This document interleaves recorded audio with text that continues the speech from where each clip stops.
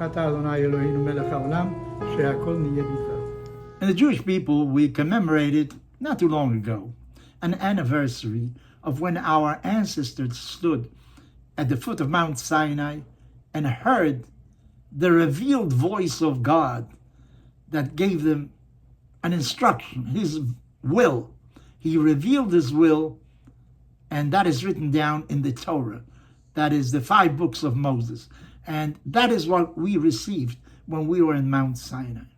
Not only the 2 tablets of the law, not only the 10 commandments, we received the entire story then of how we should have to conduct ourselves in every aspect of life. In reality, Shavuot is one of 3 holidays that have similar rules as far as the conduct of a human being on those days, whether you can work or not. We can't work, but we are allowed to cook. There are certain rules that apply equally to those 3 holidays. And each one of these holidays, apparently, has its own symbolism. For instance, Passover, Pesach, is the anniversary of getting out of slavery from Egypt. So what do? We eat matzah, which is a flat bread that is unleavened, because when liberty comes, liberty calls, you can't wait for the dough to rise. You have to immediately take advantage of the moment. And maybe you bake flat breads by the heat of the sun, and you don't wait until the dough rises, as I say. You have to do it. And we eat bitter herbs. And there is the first night of Pesach, there is a ritual meal called Seder. We do certain things and we try to teach our children what happened then, because it's such an important moment in the life of the Jewish people. We became a people when we came out of Egypt. We now had a history of suffering that was common to all of us. What is Sukkot? Sukkot reminds us of the years in the desert. It took us 40 years before reaching the Holy Land after we went out of Egypt. So God made us build booths that protected us from the sun, or maybe there were clouds that guided us during the day and at night, how we have to traverse the desert.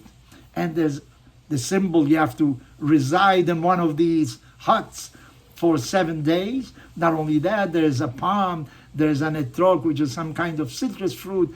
There are certain things that you have to take in your hand to remember that, because these holidays have also agricultural meanings. Pesach is the beginning when you start to seed, to plant things. It's the beginning of spring. Sukkot is in autumn, at the end of the summer, when cold in the northern hemisphere starts to be present at all times, and that's the end of what you're going to reap, the harvest. No more fruit after that. What about Shavuot?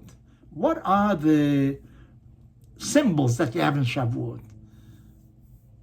As a matter of fact, there's no symbol in Shavuot.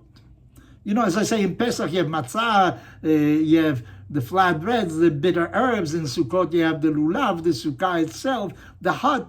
But in Shavuot, there's something even worse. There is no date in the Torah for Shavuot. You know when Shavuot is? It's 7 days after Passover. And we're not too sure really how to count those days. And there was a division in the Jewish people as to when you begin to count, whether you begin to count from the 2nd day of Pesach or starting with a Sunday that follows the first Saturday of Pesach. But of course, the majority of the Jewish people accepted that you start from the 2nd day of Pesach. So you count 50 days and then it's Shavuot. Why doesn't the Torah tell you exactly this and this date is when God revealed it? Why is there no symbol?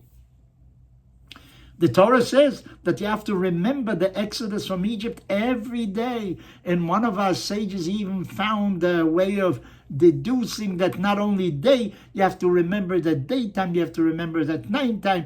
And there's a prayer, Shema Israel, which are certain chapters from the Bible that we recite that contain the Exodus of Egypt, that you have to say it at daytime, you have to say it at nighttime also. But there's no such instruction about Shavuot.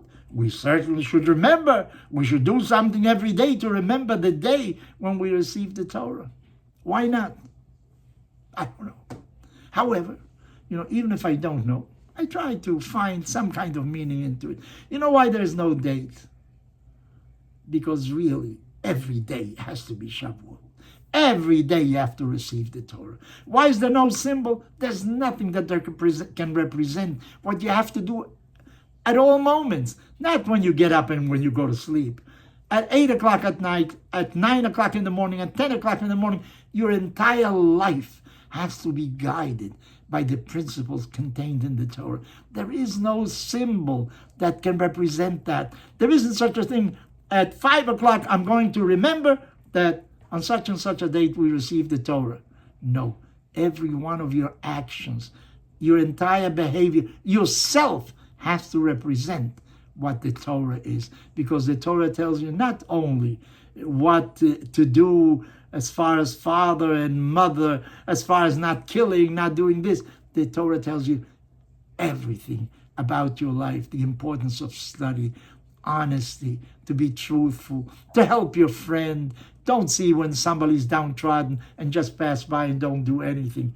All your activities have to be guided by the principles of the Torah. So there is no symbol really that can do justice to that. And maybe the reason that there is no date is because every day has to be Shavuot. Because every day you have to re-accept again the Torah. How do you do it? Through your behavior, through your actions. So make sure that you're part of those that live your life entirely according to what the Torah tells us to do.